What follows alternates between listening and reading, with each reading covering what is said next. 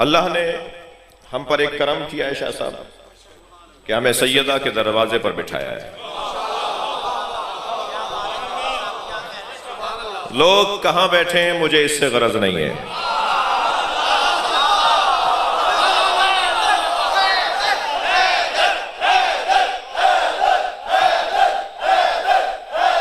बुलंदतर सलवात दिया करेंगे मोहम्मद वाले। मगर हम जहां बैठे हैं वहां से जन्नत का रास्ता बनता है। इस फर्श पर बैठने वाला सुन्नी शिया अल्लाह का शुक्र अदा करे कि वो जमीन पर बैठा है ताकि अर्श वाले पहचान लें। मैं दुनिया जहान जाने की तौफीक है। पूरी दुनिया में हम इसी हुलिये में फिर रहे हैं, आपके नौकर हैं। मैं शहनशाह हुसैन नकवी इस हुलिये में आपका नौकर हूं। ये कपड़े मुतकब्बिरों के कपड़े नहीं हैं, ये अहले बैत वालों के नौकरों के कपड़े हैं। जी, ये नौकरी का लिबास है। मेरे ये पुलिसमैन भाई खड़े हुए हैं, इनको देखकर आप पहचान गए ना कि ये पुलिस एहलकार है।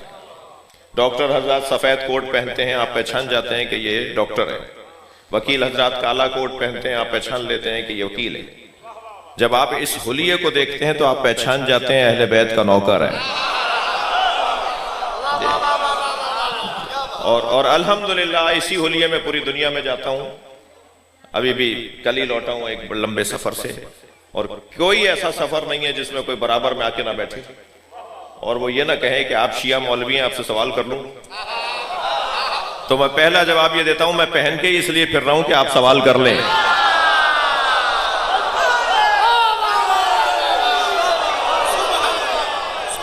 वजह अल्लाह आपको सलामत रखे। भाई सवाल का होना ऐब नहीं है, जवाब का ना होना ऐब है। खुली दावत दीजिए। मुकालमे का दौर है, आजादी बयान का दौर है। वो दौर कभी कामयाब नहीं रहा जो जबान बंदी का दौर रहा हो। जितनी जबान बंद करने की बात करोगे इतना बदन पुकार के बोलेगा। और वैसे भी हम जबान से बोलने वाले नहीं हैं, हम चाल से बोलते हैं। जी, हमारा तो हुलिया बताता है कि हम कौन हैं। हम अगर किसी बाजार से गुजर जाएं, मैं आपकी बात कर रहा हूं, तो आपकी चाल बताती है हुसैनी जा रहा है। हम छुप के तो रह ही नहीं सकते। जी, हम तो निशानियों के साथ जीने वाले लोग हैं। हम अलामतों के साथ रहते हैं। हमारी निशानियां, हम तो मुस्कुराते हैं तो मालूम हो जाता है कि ये रोने वाला है, इसकी तरबियत रोने की है। पूरी कौम को अहले बैत ने रोने पे लगाया है। जी, सारी कौम को रोने की मशक करवाई जा रही है। जो कौम रोने की मशक करती है वो किसी को रुलाती नहीं है। अल्हम्दुलिल्लाह इंसानी जज्बों में हुसैनी लोग ज्यादा आगे नजर आते हैं। और जब मैं हुसैनी की बात कर रहा हूं तो सुन्नी शिया की बात नहीं कर रहा। ये मेरे जुमले तकरारी हैं और जानबूझ के तकरार करता हूं। शिया इमाम हुसैन की अज़ादारी के मालिक नहीं है। तवज्जो करें शिया हजरात, शिया इमाम हुसैन की अज़ादारी के मालिक नहीं है, नौकर हैं। और नौकरों को अपनी औकात में रहना चाहिए। मालिक के मेहमानों का ख्याल करना चाहिए। जो भी फर्श अज़ाए इमाम हुसैन पर आके बैठा है वो इमाम हुसैन का मेहमान है। थके नहीं बैठे आप। हम सब मजलिस में जूतियां उतार कर बैठे हैं ना? हाँ ना में बोलिए। हम जूतियां उतार के मजलिस में आते हैं ना। मौला अली ने जूतियों का नाम दुनिया रखा है।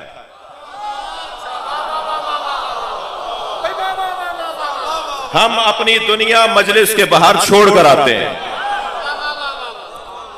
बाहर होंगे 10 करोड़ की गाड़ी में बैठने वाले, बाहर होंगे एक अरबपति, कोई सेठ, कोई जमींदार, कोई जागीरदार, लेकिन जैसे ही फर्श अज़ा इमाम हुसैन पर आया, ये हुसैन का नौकर है। हम सब मौला हुसैन के फकीर हैं। ये सब करम हुसैन मौला की मां का है। ये सारी कायनात एक बीबी के गिर चक्कर काट रही है।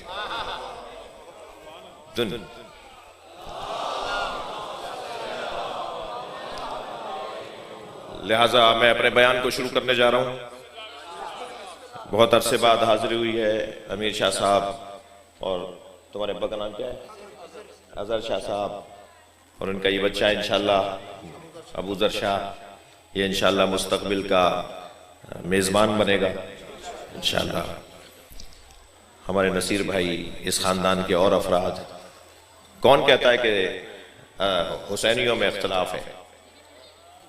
जी, दरे हुसैन पे मिलते हैं हर मिजाज के लोग। दरे हुसैन पे मिलते हैं हर मिजाज के लोग। ये दोस्ती का वसीला है, दुश्मनी का नहीं। ये जोड़ने की जगह है, ये हमें एक जगह कर देती है। इरशाद हो रहा है,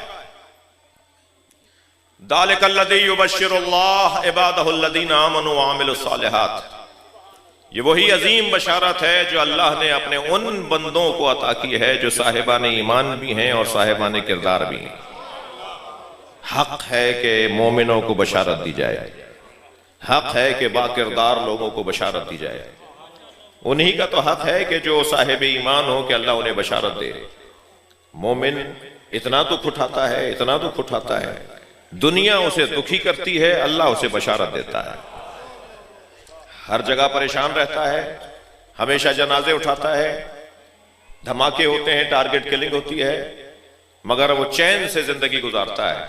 इसलिए उसे पता है कि जितना दुख उठाऊंगा, जितना परेशान होऊंगा, इतना ही मुश्किल कुशा याद आएगा और मौला से अपना ताल्लुक गहरा होता चला जाता है। मैं इस बच्चे और जवान को जवाब दे रहा हूं कि कब तक मारे जाओगे? जब तक तुम्हारे छतों पर अलम लगे हुए हैं। तुम अजानों में अली वलीउल्लाह पुकार रहे हो, तुम्हारे साथ ऐसा होता रहेगा। एक साहब कहने लगे कि मैं मुल्तान जा रहा हूं। लाहौर के रहने वाले, कहां जा रहा हूं? मुल्तान। क्यों जा रहे हैं? मेरे ऊपर FIR हो गई है, खाला के पास जा रहा हूं। मैंने कहा किस बात पे FIR हुई है? कि मौला अली के फजाइल पढ़े थे, अली के दुश्मन के खिलाफ बोला था। तो मैंने कहा तुम कल शिया हुए हो? कहला नहीं नहीं नहीं मां, मैं तो खानदानी शिया हूं। मैंने कहा जो खानदानी शिया होता है वो FIR से नहीं डरता, बल्कि बल्कि बल्कि मौला की मोहब्बत में अगर FIR कटी है, उसे गले में हार बना के डालो और सारे इलाके में बताओ कि मैं रजिस्टर्ड मौलाई हो गया हूं। क्या परेशानी है? सामना करेंगे, अदालतों का सामना करेंगे, अपना हक मांगेंगे, जाएंगे जहां में बुलाया जाएगा। हम तो ढूंढते हैं मुसीबतों को, हम मुसीबतें मोल लेने वाले लोग हैं। हमें अगर कोई समझ ले तो डबल PhD हो जाए। अहले बैत को समझना तो बस की बात ही नहीं है।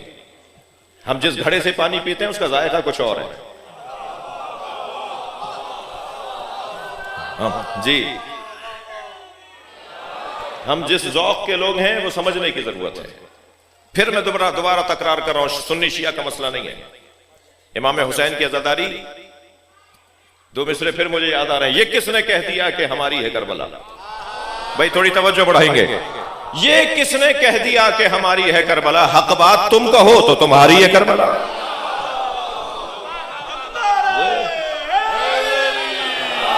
मुमकिन है कोई शिया हो और वो हुसैनी ना हो, और मुमकिन है कोई सुन्नी हो और वो हुसैनी हो। ये कैसे मुमकिन है? मुमकिन है कोई सुन्नी हो और वो हुसैनी हो, और मुमकिन है कोई शिया हो और वो हुसैनी ना हो। इसलिए कि जो जालिम से नफरत ना करे वो शियत की अलिफ बे नहीं जानता, जो मजलूम से प्यार ना करे वो तशय्यो की अलिफ बे नहीं जानता। हम जिस घराने से ताल्लुक रखते हैं, हमें पैगाम ही है कि हमेशा जालिम से नफरत करना और मजलूम से प्यार करना। मौला अली ने यह नहीं फरमाया कि अगर जालिम तुम्हारा हो तो नफरत न करना, मजलूम तुम्हारा हो तो प्यार करना। मजलूम मजलूम है, किसी मकतब और मसलक का नहीं होता। जालिम जालिम है, चाहे शनाख्ती कार्ड उसका शियों का बना हुआ हो। यह अलिफ बे है तशय्यो की। मैं इन बच्चों और जवानों को कह रहा हूं, सिर्फ अगर इस बात को पल्ले से बांध ले कि हम हमेशा जालिम से नफरत करेंगे और मजलूम से प्यार करेंगे, तो यह अलिफ बे है तशय्यो की। इससे ज्यादा हसीन मंजर मौला अली पेश कर रहे हैं, इससे ज्यादा हसीन मंजर नहीं बनेगा। ये वही अजीम बशारत है जो अल्लाह ने साहिबान ईमान को दी है और साहिबान किरदार को। क्या बशारत है? अल्लाह की बशारत है ना, तो अल्लाह देना। कुल मेरे हबीब तुम कह दो, बशारत अल्लाह की है, पहुंचाएंगे मुस्तफा। अच्छा, ये आज की बात नहीं है, लोगों को वसीला समझ में नहीं आता तो एक जुमले में समझा दूं, लफ्ज वसीले से ही वसीला समझोगे। बशारत अल्लाह की है, अल्लाह कह रहा है तुम कह दो मेरे नबी, या अल्लाह तू खुद क्यों नहीं कहता? जवाब ये आएगा तो मैं तो अपना तारुफ भी अपने आप से नहीं करवाता, नबी से कहता हूं कुल हुवल्लाहु अहद, तुम कह दो कि वो अहद है। वो तो अल्लाह अपना तारुफ भी अपने आप से नहीं करवा रहा। यानी अल्लाह भी अल्लाह चाहता है कि लोग माने तो मुस्तफा का अल्लाह माने। अपने हाथ का अल्लाह मानोगे तो फिर किसी बुत पे जाके पहुंचोगे, अपने हाथ का अल्लाह मानोगे तो फिर किसी अपने जैसे को बुत मान लोगे, अल्लाह मान लोगे। लेकिन कहा कुल तुम कह दो। अच्छा, बशारत अल्लाह की है, पहुंचाएंगे मुस्तफा। रिज़्क़ अल्लाह का है, मिलता इनसे। थोड़ा गर्दन हिला दीजिए अगर बात जा रही है तो। इल्म अल्लाह के पास है, मिलेगा इनसे। कुदरत अल्लाह की है, जाहिर इनसे होगी। तवज्जो है। रहमत अल्लाह की है, आएगी इनके जरिए। बशारत अल्लाह की है, आएगी इनके जरिए। फिर जब सारी चीजें अल्लाह की हैं और आएंगी इनके जरिए तो फिर लानत अल्लाह की है।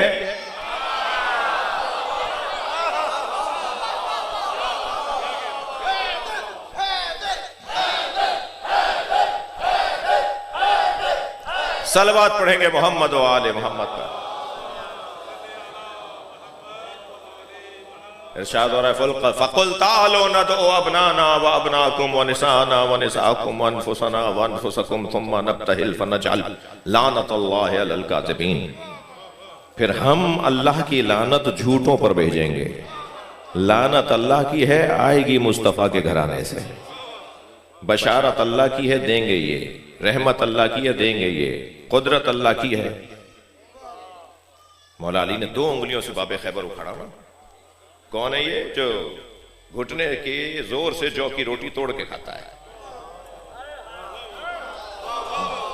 भाई थोड़ी गर्दन हिलाइए, बात कीजिए। मुझे अंदाजा है रात बहुत हो गई है। मौला जौ की रोटी अपने घुटने से तोड़कर इतनी सख्त हो जाती है, 4 गिराहें लगाते थे रोटी की पुटलिया में, रुमाल में रोटी बांध के लाते थे।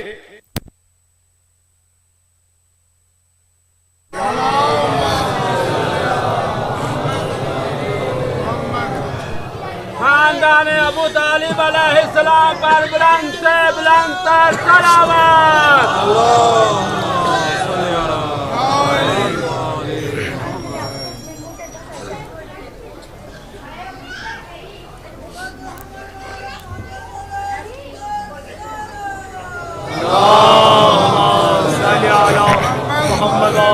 मोहम्मद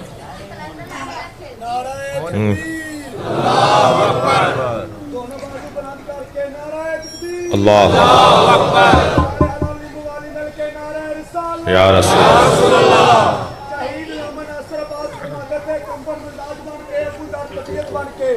सलमान नियत बन के, बहलोल शरीयत बन के, दिल में मोहब्बत अली बाप के खून और माँ के दूध की तरह रचक कर रही है। अब अली से लेकर इस दौर के हर मुनाफिक अली जो वलीउल्लाह के दुश्मन के मुंह पर तमाचा मारते हुए दोनों बाजू बुलंद करके नारे माशाल्लाह। मौला से किसी ने पूछा, मौला इसमें तो सूखी रोटी है, आपने तो इतनी गिराहें क्यों लगाई हुई हैं? तो मौला ने फरमाया, अगर मैं इतनी गिराह नहीं लगाऊं तो हसनैन जल्दी से इस पे रोगन लगा देते हैं। मैं नहीं चाहता कि रोगन लगी हुई रोटी खाऊं। वो अली इब्न अबी तालिब जो ऐसे रोटी खाते हों, वो 2 उंगलियों से बाबे खैबर उखाड़ते हैं और फिर कहते हैं मा कला तो बाबा खैबरिन बेकुव्वतिन जिस्मानिया, मैंने बाबे खैबर कुव्वत जिस्मानिया से नहीं उखाड़ा बल बेकुव्वत रहमानिया। जो इजहार कुव्वत इलाहिया बन जाए उसे अली कहा जाता है। खबरदार खबरदार, अली के बारे में उल्टा सीधा सोचने वालों से गुजारिश कर रहा हूं, अभी भी वक्त है, आ जाओ इस दरवाजे पर। अजीब सी बात है, दुनिया में अली 4थे नंबर पर है, आखिरत में पहले नंबर पर है। सारे मुसलमानों का कहना यह है कि कयामत में अली अली होगा। अच्छा करवा दूं अभी। सबका कहना यह है कि कयामत में मौला अली का जो मकाम है वो मुनफरिद मकाम है। सरकार ने फरमाया महशर में अली मेरे आगे चलेगा, मैं अली के पीछे। एक सहाबी मोहतरम ने फरमाया या रसूल अल्लाह, आप सरदार हैं, आप सरकार हैं, अली आपके आगे कैसे चलेंगे? फरमाया अलीयुन साहिबुल लिवाई, अली मेरा अलमदार है, और अलमदार हमेशा आगे चलता है, लश्कर पीछे चलता है।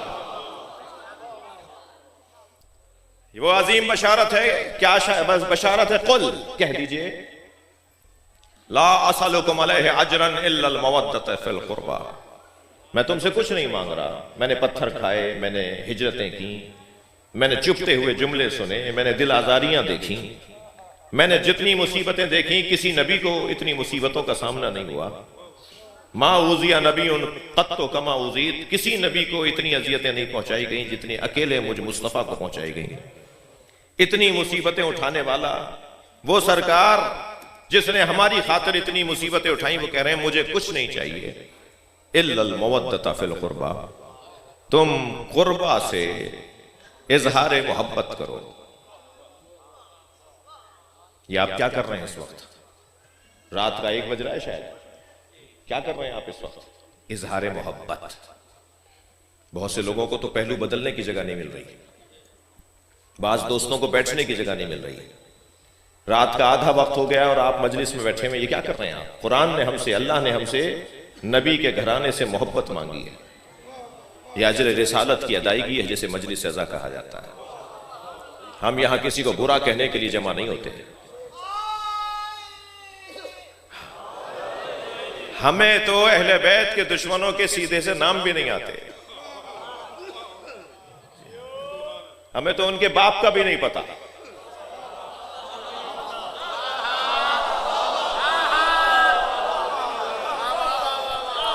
हम अहले बैत के दुश्मनों पर गौर करने के लिए जमा नहीं होते, हम अहले बैत पर गौर करने के लिए जमा होते हैं। और अल्हम्दुलिल्लाह हमें एजाज हासिल है कि हमारी जबान से उनका नाम निकलता है जिनका नाम लेना फरिश्ते इज्जत समझते हैं। जी, बहुत अच्छा हो रहा है, सोशल मीडिया आजाद हो गया है, हुसैनी होकर अली वालों का मुकद्दमा मजबूत होता जा रहा है। मुझे तो इमाम के आने की खुशबू आ रही है, इसलिए कि इमाम के आने से पहले हकायक रोशन होंगे जो रोशन होना शुरू हो गए हैं। लोगों को पता चल रहा है, लोगों को मालूम हो रहा है कि अहले बैत की अजमत क्या है। जी, महराज पर सरकार गए। मैं सुन्नी भाइयों को एक रिवायत सुन्नी किताबों से सुना रहा हूं। सरकार महराज पर तशरीफ ले गए, ऊंटों की कतार देखी मेरे मौला नबी ने, जिसका पहला ऊंट नजर नहीं आ रहा कि कहां जा चुका, जिसका आखिरी नजर नहीं आ रहा कि कहां तक है, और हर ऊंट पर सामान लदा हुआ है, बोरियां लदी हुई हैं। सरकार ने पूछा जिब्रील, ये ऊंट और उन पर सामान कैसा है? फरमाया या रसूल अल्लाह, ये आपकी फातिमा का जहेज है। भाई तवज्जो बढ़ाएं अपनी, सुभान अल्लाह। या रसूल अल्लाह, ये आपकी फातिमा का जहेज है जो अल्लाह ने तय किया है।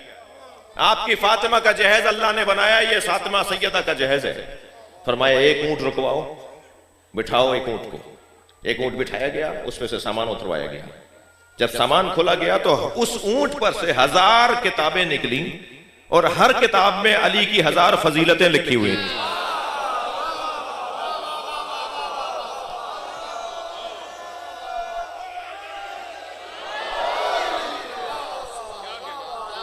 सैयदा का जहेज, अली के फजाइल, मौलाए कायनात के फजाइल। सुन्नी आलिम दीन का जुमला सुना रहा हूं, वो कहता है, जुमला सुनिएगा, वो कहता है मा अहसू फजाइल अली इब्न अबी तालिब, दुनिया में कोई ऐसा नहीं है जो अली की फजीलतों को जमा कर सके। अहले सुन्नत आलिम दीन ने हदीस नकल की है मौला नबी से, फरमाते हैं मौला नबी, लो अन्ना रियाज अक़लामुन, अगर सारी दुनिया के दरख्त कलम बन जाएं, वल बिहार मिदादुन, और सारे समंदर रोशनाई बन जाएं, वल जिन्ना हुस्साबुन, और सारे जिन बैठकर गिनती करने लगे, वल इंसा कुत्ताबुन, और सारे इंसान मिलकर लिखने लगे, मा अहसू फजाइल अली इब्न अबी तालिब, अली के फजाइल को गिनती में नहीं ला सकते। कौन सी फजीलत है जो अली के यहां फजीलत नहीं है? सैयदा नबी मुकर्रम अपनी सैयदा से, अपनी बच्ची से इजहार मोहब्बत मवद्दत मांग रहे हैं, यानी कहो कि मैं फातिमा का चाहने वाला हूं, मैं सैयदा का नौकर हूं, मैं सैयदा का मुहिब हूं। बड़ा मकाम है इस बीबी का।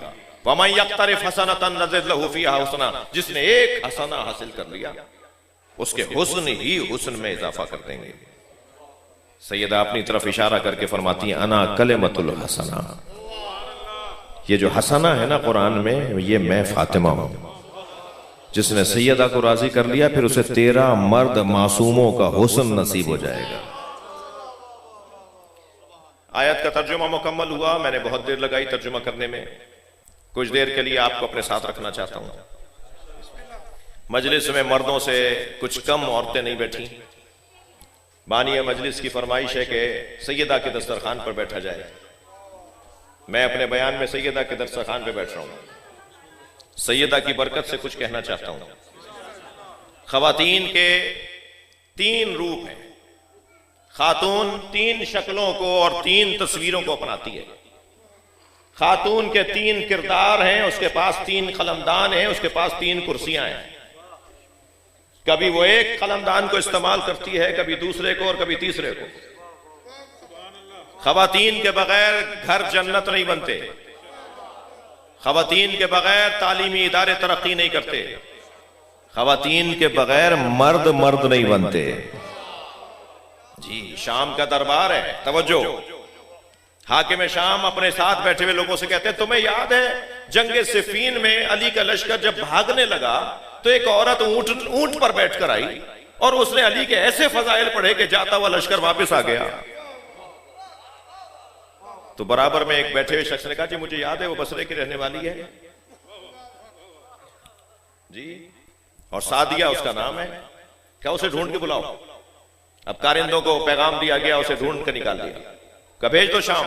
तवज्जो, खातून का किरदार देखिए, मर्दों को मर्द बनाने वाली अकेली बेचारी मिस्कीन खातून, यानी जो माली और दुनियावी एतबार से बहुत मजबूत खातून नहीं है। वैसे भी अली वालों का अंदाज यही होता है। उसे बसरे से शाम बुलाया गया। जब दरबार में खड़ा किया गया, ये सब कुर्सियों पर बैठे हैं और अली वाली खड़ी है, तो आवाज देकर कहा अली मर गए, कैसा लगता है? मौला की शहादत हो चुकी है। तो वहीं से एक शेरनी बोली, अली नहीं मरा, अदालत मर गई है। सलावत पढ़े मौला की जात पर।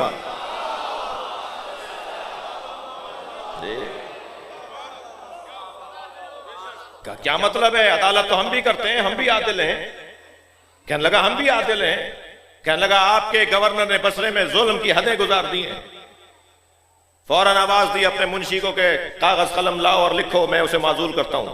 तवज्जो। और फिर वो माजूल अज़ल नामा उस औरत के हाथ में पकड़ाते हुए, सादिया के हाथ में पकड़ाते हुए बोला हम भी तो अदालत करते हैं, थके नहीं है जुमला कह दूं। तो एक मर्तबा एक मर्दाना लहजे में बात की। भाई कोई जरूरी नहीं है कि एक औरत हो और उसके यहां मोहब्बत मर्दानी ना हो, और कोई जरूरी नहीं है कोई मर्द हो और उसके पास मोहब्बत मर्दानी हो। एक बात कर दी है, मुझे इसे समझाना पड़ेगा बच्चों को जी। क्या मालूम कि कोई औरत हो मगर उसके यहां मोहब्बत मर्दानी हो। बच्चा बीमार हो गया, बुखार में तप रहा है, अब्बा अम्मा दोनों डॉक्टर के पास ले गए। डॉक्टर ने सिरिंज भरी इंजेक्शन लगाने के लिए। बच्चे ने रोना शुरू किया तो अब्बा ने कहा कि डॉक्टर साहब कोई और रास्ता नहीं है? कहा नहीं, रास्ता तो यही है, इंजेक्शन लगेगा तो ठीक होगा। और बच्चे ने रोना शुरू किया तो इन्होंने गोद में उठा के कहा मैं इसे रोता हुआ नहीं देख सकता। अम्मा आगे बढ़ी, हाथ पैर दबोचे और डॉक्टर से कहा इंजेक्शन लगाइए। वो जो बाप की मोहब्बत थी ना वो जनाना थी, और ये जो मां की मोहब्बत है ये मर्दाना है। जो अपना दिल मारकर बड़े हदफ की खातिर जिंदगी गुजारे उसी को मर्द कहा जाता है। हम बदनों में मर्दानगी और जनानगी देखते हैं, हिम्मत, हौसला, शजाअत, बहादुरी। थके नहीं बैठे। ये जो मुर्गी है ना, मुर्गी आपके घरों में पली हुई है, मैंने भी पाली हुई है। इसकी 2 कमजोरियां हैं, ये बुजदिल भी है, कंजूस भी है। आप एक पत्थर फेंकिए इसके, भागेगी, डरेगी। अगर कोई दाना मिल जाएगा तो कोने में जाके अकेला खाती है। सारी इसकी मुर्गियां पीछे पीछे से मांगती हैं मगर देती नहीं है। ये कंजूस है, अकेला खाती है, अकेले रहकर खाती है। बुज़दिल है, एक पत्थर एक लकड़ी का इशारे से भाग जाती है। लेकिन जैसे ही अंडों से बच्चे निकलते हैं, बड़ी नायत, जैसे ही अंडों से बच्चे निकलते हैं, वो जो कुछ देर पहले तक बुज़दिल थी शुजा हो जाती है, चील से लड़ जाती है, कुत्ते बिल्ली से लड़ जाती है, इंसान को मारती है। जो कुछ देर पहले तक कंजूस थी, बजा बजा कर, आवाजें निकाल निकाल कर बच्चों को बुला के कहती है पहले तुम खाओ। ये कुछ देर पहले कंजूस थी, सखी कैसे हो गई? इसे किसी से मोहब्बत हो गई है। बस अजीजों, यही तो इन मजलिसों का पैगाम है। अहले बैत से मोहब्बत करो ताकि सखी भी हो जाओ, शुजा भी हो जाओ।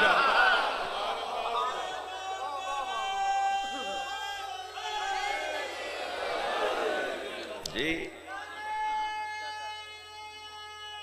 माशाल्लाह, तवज्जो कर लिया आपने।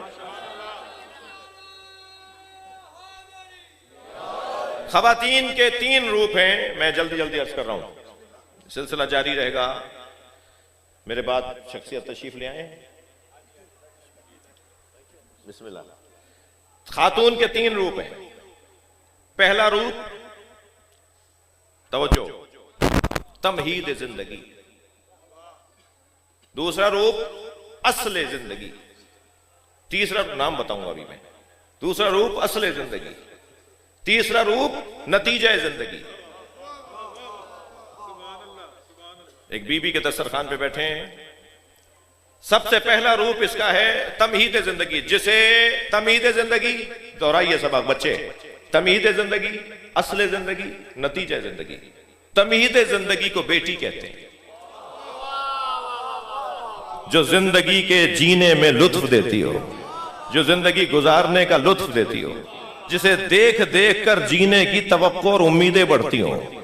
मेरी बेटी है, उसे जवान करना है, उसको पढ़ाना लिखाना है, उसे शौहर के घर तक पहुंचाना है। तमहीद जिंदगी, जो बाप के लिए जीने का माहौल फराहम करे। कुर्बान जाए इस बेटी पर, जिस बेटी के सदक़े में बेटियों की इज्जत बढ़ी, जिस बेटी को आते हुए देख के नबी खड़े हो जाते हो, हाथों का बोसा लेते हो। सारा माशरा सरकार को अजियत पहुंचाता हो और सरकार सैयदा को देख के फरमाते हो, मैं फातिमा को देखकर हौसला पाता हूं, मुझे अल्लाह के दीन की तबलीग में हौसला मिलता है, मेरी बेटी फातिमा है। खबरदार मेरे अजीजों, जमाना जाहिलियत को खत्म कर दीजिए। बेटियों के होने पर गर्दन नहीं लटकाया करें। बेटी हुई है तो शर्मिंदा हो रहे हैं, दूसरी बेटी हुई है और परेशानी बढ़ गई, तीसरी बेटी हुई है तो बीवी से लड़ना शुरू कर दिया। अगर बेटियां हैं मुसलसल हो रही हैं या बेटी या बेटा हो रहा है तो इसमें मसला मर्द का है, औरत का तो मसला ही नहीं है। मसला खुद तुम्हारा है, डांट वो खा रही है। जिसके यहां पहली बेटी होती है थकेंगे नहीं। मेरे मौला नबी सरकार फरमाते हैं, वो उस औरत से ज्यादा अफजल है जिसके यहां पहले बेटा होता है। जिसके यहां दूसरी बेटी हो जाए, जिसके यहां तीसरी बेटी हो जाए, नबी फरमाते हैं मैं उसे जन्नत की बशारत देता हूं। मुझे शर्म आती है जब बाज़ औक़ात हम जैसे लोगों से भी, हम ज़ाकिरों और खतीबों और आलिमों से बाज लोग पर्ची भेजते हैं कि दुआ करें अल्लाह मुझे औलादे नरीना दे। मुझे शर्म आती है कि इसी की बेटी जब सुनेगी कि बाबा औलादे नरीना की दुआएं करवा रहे हैं, तो बेटी सोचती नहीं होगी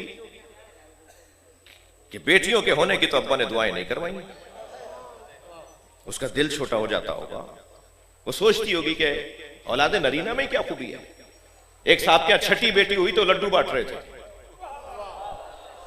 एक साहब के यहां छठी बेटी हुई तो वो लड्डू बांट रहे थे। मैंने उनसे पूछा कि यहां तो पहली बेटी होने पे गर्दन लटक जाती है, आप छठी बेटी पे भी लड्डू बांट रहे हैं। कहने लगे मौलाना अल्लाह का शुक्र अदा कर रहा हूं, बेटियां वहां से पढ़कर आती हैं, बेटे को पढ़ाना पड़ता है।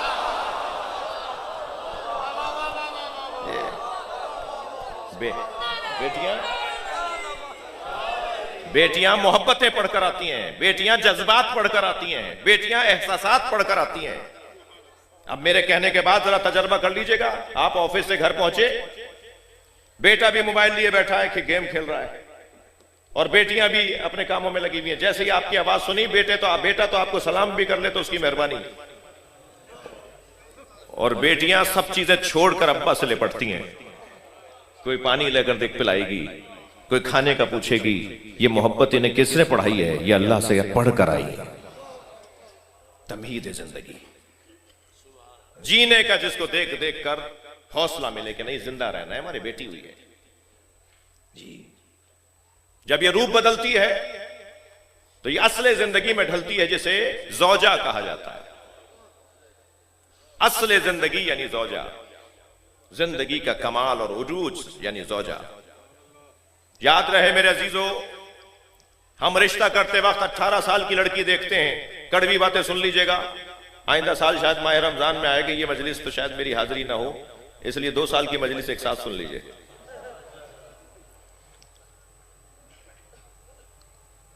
ये जो ज़ौजा है ना, ये अल्लाह ने हमारी बराबर कर वजूद बनाया है। इसके कुछ हुकूक हैं तो कुछ हमारे हुकूक हैं। शोहरों को बीवियों पर जल्लाद नहीं बनाया है, हाकिम बनाया है। हाकिम यानी रियाया के हुकूक का ख्याल रखने वाला। बड़ी इनायत आपके तवज्जुहात।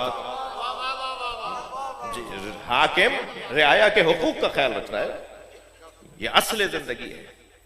हम अपने बच्चों के लिए जब दुल्हने देख रहे होते हैं, लड़कियां देख रहे होते हैं, तो 18 साल की, 22 साल की, 20 साल की जवान, लेकिन जब वो घर आ जाती है तो उससे तजर्बा 80 साल मांगते हैं। नमक ज्यादा ना हो, मिर्चें ज्यादा ना हो, रोटी बिल्कुल गोल बने, कहीं से जली भी ना हो, तो ये तो तजर्बे 80 साल में होंगे। बहू आपको 20 साल की चाहिए, तजर्बा 80 साल का जी। ये जो 4 साल तक, सास अम्मा मैं आपसे बात कर रहा हूं, ये जो 4 साल तक आपने रिश्ता रखा और हर साल आपने हर ईद पर जोड़े भेजे, ये 1 हफ्ते में ही आपको बहू के दांत क्यों नजर आना शुरू हो गए?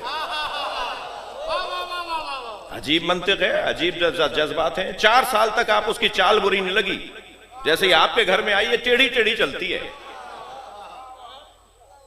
मुझे माफ कीजिएगा, कोई जानवर खरीद कर लाए आप?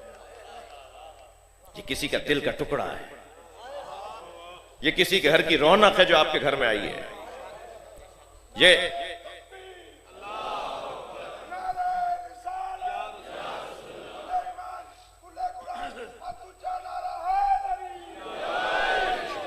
ये आपके घर में किसी के दिल का टुकड़ा आया है भाई जी। मुझसे नाराज ना होइएगा, कुछ बातें करना जा रहा हूं, सैयदा की बरकत से करने जा रहा हूं। ये असली जिंदगी, ये घर की रौनक, ये जो ज़ौजा बनकर आई है। जमींदार लोग बैठे हैं, काश्तकार लोग बैठे हैं, मेरी तरह मजदूर लोग बैठे हैं।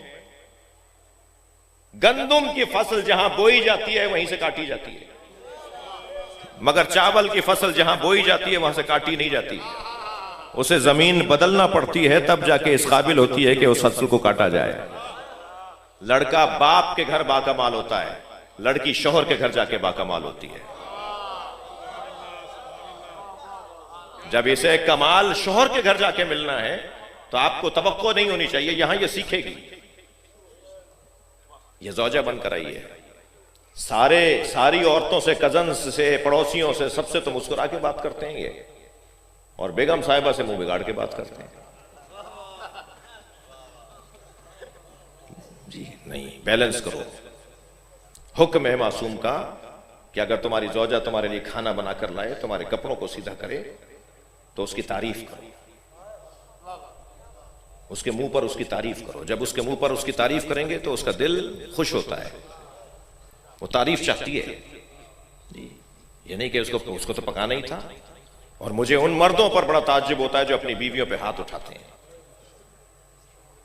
सैयदा पे रोने वाले घर पे औरतों पे हाथ नहीं उठाते।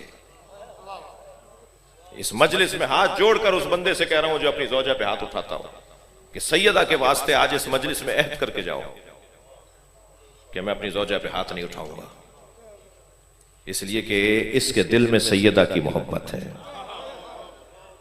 असली जिंदगी ये जब रूप बदलती है तो एक और रूप अपनाती है, वो है नतीजा जिंदगी, जिसे मां कहा जाता है। तमहीद जिंदगी बेटी, असले जिंदगी ज़ौजा, नतीजा जिंदगी मां। अब इसके जज्बात तब्दील हो जाते हैं। मां का तर्जुमा करने जा रहा हूं, थोड़ा गर्दन हिलाइएगा, मेरी बात पहुंचे तो आप इजहार कीजिएगा। मां का तर्जुमा है दूसरे की खातिर जीने वाली।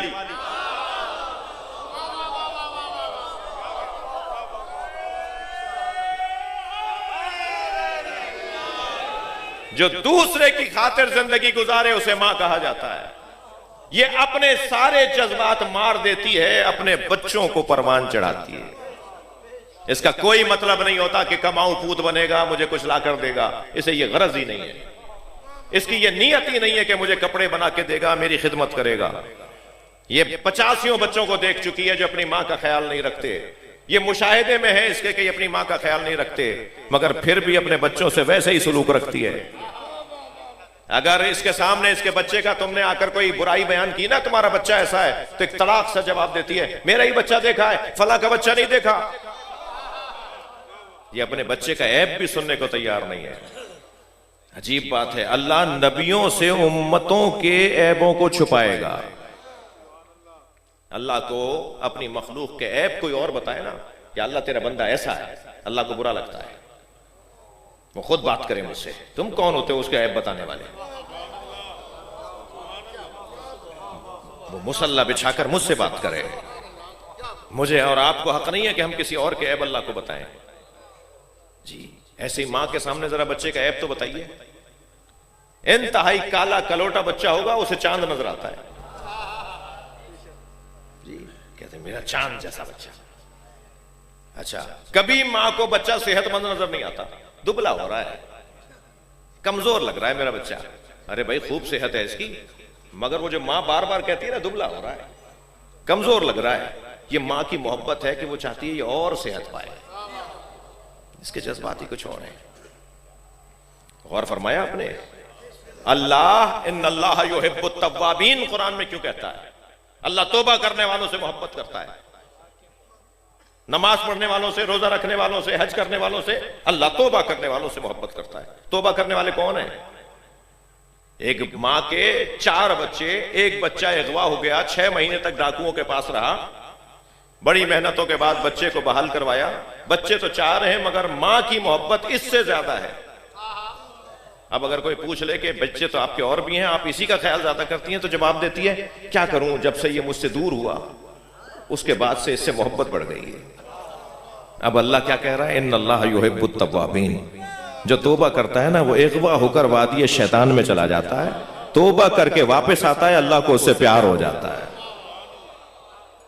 जी, मां के एहसासात, मां के जज्बात, ये कितनी अजमत है एक मां की कि अल्लाह अपनी मोहब्बतों का अगर पैमाना भी बताता है ना, तो कहता है मैं 70 माओं से ज्यादा प्यार करता हूं। अल्लाह ने बाप के बगैर तो बच्चे भेज दिए, मगर मां के बगैर ईसा नहीं आए। सलवात पढ़े मोहम्मद व आले मोहम्मद पर। मैं इन जवानों से गुजारिश करूंगा कि अपनी मां को मुस्कुरा के देखा करो, और तुम्हारा मुस्कुरा के देखना उसके दिल से दुआओं का सबब बनता है। भाई पीरों फकीरों के मजारों पे भी जाया करो, ये अल्लाह के वली हैं, मुत्तकी हैं, ये दुआ करेंगे तो अल्लाह जल्दी सुनेगा। मगर मैं तुम्हें एक पीर बताता हूं जहां जाने की जरूरत नहीं है, तुम्हारे घर में ही रहता है, वो तुम्हारी मां है। इस पीर के पास चले जाओ, इस मुर्शिदा के पास चले जाओ, इस पीरनी के पास चले जाओ, और इससे जाके कहो अम्मा दुआ कर दो, तो फिर ये जो दुआ करती है वो किसी भी पीर से ज्यादा सुनी जाती है।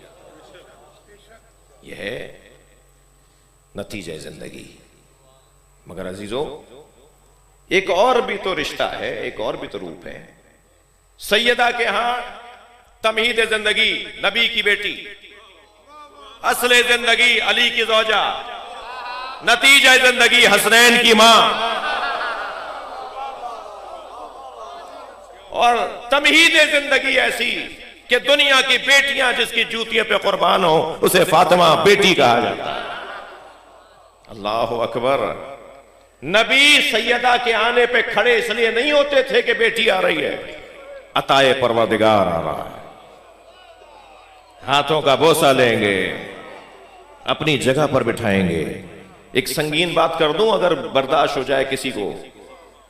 नक्कन साहब फरमाते हैं कब्बला यदैहा अजलसा फी मजलिसे, नबी हाथों का बोसा देते थे, सैयदा को अपनी जगह बिठाते थे। ये हदीस तो सबने सुनी है। नक्कन साहब फरमाते हैं हदीस फिर खामोश है, खुद खड़े रहते थे या बैठते थे?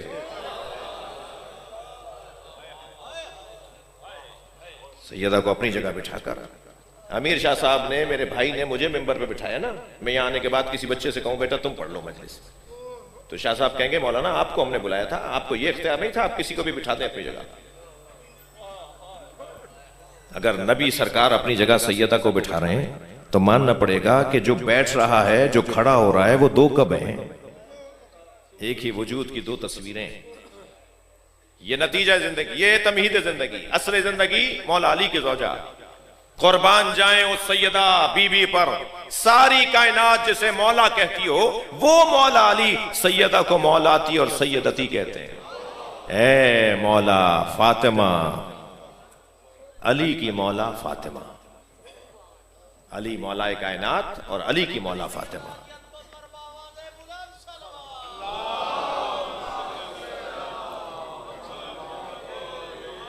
और फिर नतीजा जिंदगी बनी तो हसनैन की मां, हसनैन की मां, मादर-ए-आन मरकज़े परकार इश्क। अल्लामा इकबाल कहते हैं मादर-ए-आन कारवान सालार इश्क, ये उसकी मां है जो इश्क के दायरे का मरकज है। ये उसकी मां है, अल्लामा इकबाल के शेर, ये उसकी मां है जो इश्क के कारवान के सालार की मां है। सालार कारवान इश्क की मां सैयदा, ये उस कौन है? फरमाते हैं हदीस इश्क तो बाबस्त करबला दमिश्क, ये आशिकों का सरदार कौन है? अल्लामा इकबाल फिर दूसरे शेर में कहते हैं इश्क की दो ही तो दास्तानें हैं, एक करबला है एक दमिश्क है। यक़े हुसैन रकम कर दीगर ज़ैनब, एक इश्क की दास्तान हुसैन ने लिखी है और एक ज़ैनब ने। मगर अल्लामा, मैं जर्मनी में अल्लामा इकबाल का घर देख कर आ रहा हूँ, वहाँ बैठकर अल्लामा इकबाल की फातिहा पढ़ कर आया हूँ, जहाँ वो बैठकर, जिन्होंने जावेद नामा जहाँ बैठ के लिखा। अल्लामा आपसे हम कहेंगे कि ये तो इमाम हसन की माँ भी हैं, तो फिर अपने शेर में कहते हैं हाँ यके, इमाम हसन को याद कर रहे हैं, हाँ यके शमे शबिस्तान हरम, वो एक बेटा जहरा का जिसने हरम में इलाही को रोशन रखा हुआ है। हाँ यके शमे शबिस्तान हरम हाफिजे जमीयत खैरुल उमम, जिसने उम्मत मुस्तफा को मरने से बचाया, वो सैयदा का बेटा हसन। अब दो मिसरे और सुनिएगा, हमारा मसला हल कर दिया अल्लामा इकबाल ने। मौला इमाम हसन ने बैत की थी, अब इमाम हसन के उस मसले को जिसे शाम के साथ तय पाया, उसे अल्लामा इकबाल दो मिसरों में क्या कहते हैं? तानशीनत आतिशे पैकारों की पुश्ते पाजत बरसरे ताजो नगी। इमाम हसन मुश्तबा ने ताजो तख्त को लात मारी थी, किसी की बैत नहीं की थी। अल्लामा इकबाल का फैसला है, ये तख्त ताज को लात मारी है इमाम हसन ने। और जब ये नतीजा जिंदगी पाती है तो ये मां कहलाती है। मगर अजीजों, सैयदा के यहां ये तीनों किरदार मौजूद हैं। एक किरदार और भी तो है जिसे हुस्न जिंदगी कहा जाता है, और वो है बहन। सैयदा के यहां बहन भाई का रिश्ता अल्लाह ने कसदन नहीं रखा, ताकि एक सानिया जहरा की जरूरत मालूम हो। जिसे शाम के बाजारों में जाना है, पत्थर खाने हैं, और एक बात याद रखनी है, या उख्ती ज़ैनब ला तंसीनी फी नाफिलतिल लैल। इमाम हुसैन जाते जाते आखिरी वक्त में फरमा रहे हैं, ज़ैनब मुझे नमाज शब में ना बुलाना। मेरी बीबी बेकजावा ऊंट पर भी बैठ के नमाज शब पढ़ती थी।